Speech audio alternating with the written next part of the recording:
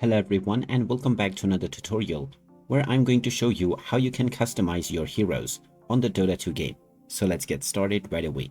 First of all, open up the Dota 2 game on your device, and once you are taken into the homepage, you can start playing your matches right away from the play button. Now if you wish to customize your heroes, click on the heroes button at the top section, which will take you into the page of all of your heroes. You can click on whichever hero you wish to customize, which will now take you into their page.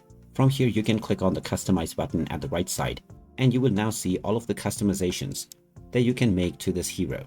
Some of them require the in-game currency, while most of them require real currency to purchase. You can also unlock through treasures to obtain various customizations. You may choose from the various categories of customizations that you can make, and you can also choose the full sets. Just click on your preferred purchase option, and you will be taken into the Steam page where you can use your Steam wallet balance or your PayPal as well as various credit or debit cards. After the purchase has been made, you can apply it to your hero right away. So there you have it. That is how easy it is to customize your heroes on the Dota 2 game. If you find this video helpful, don't forget to hit that like button and subscribe to our channel for more useful tips and tutorials. Thanks for watching, and I will see you again in the next one.